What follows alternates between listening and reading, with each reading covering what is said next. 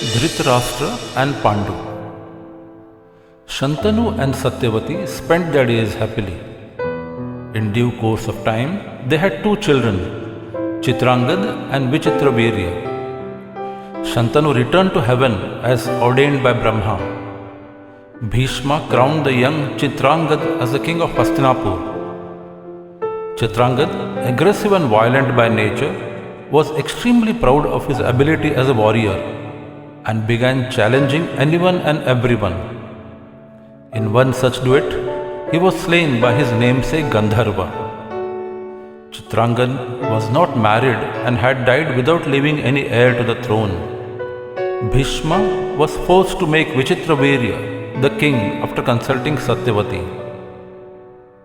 As the new king came of age, the question of his marriage came to the fore. Word went about that the king of Kashi had arranged the Swayamvar of his three daughters. There was no condition to be fulfilled. The three princesses were free to choose the husbands of their choice. After consulting Satyavati, Bhishma proceeded to Kashi with an army. Bhishma forced the three princesses of Kashi to board his chariot and then made off, announcing that he had abducted them for the king of Hastinapur. This enraged the assembled kings, who pursued Bhishma and fought, but none could withstand the mighty Bhishma's prowess. Bhishma had to send Amba back to Shalva when she told him that she had already given her heart to him and was to choose him as her husband. The two younger princesses, Ambika and Ambalika, were married to Vichitravirya. Very soon, without leaving behind any progeny, Vichitravirya passed away. The Kuru dynasty was well and truly in a deep crisis. Both Satyavati's sons had died without leaving behind any heir to the Kuru throne. She turned to her eldest foster son Bhishma and said, "A throne without a king invites anarchy. Therefore you must crown yourself the king and marry in order to beget progeny. The reason for which you gave my father a promise years ago has ceased to exist.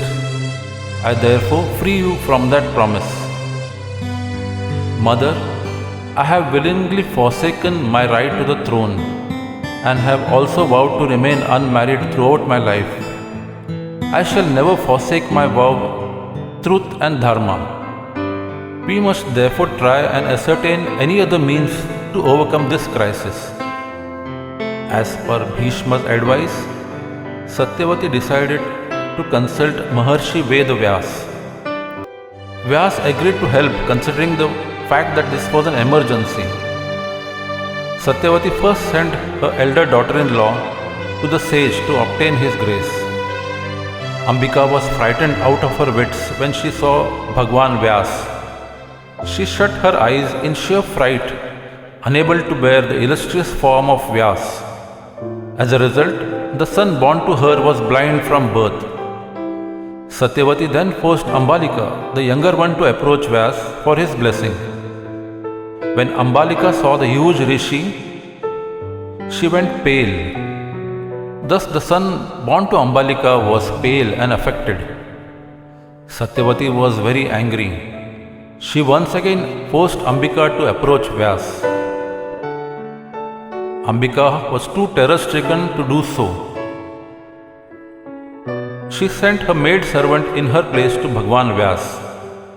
The maid approached Maharshi Vyas calmly and without fear and was blessed with a normal, intelligent and a pious son. Ambika's blind son was named Dhritarashtra. Ambalika's pale-looking son was named Pandu, while Ambika's maid servant begot a son called Vidur.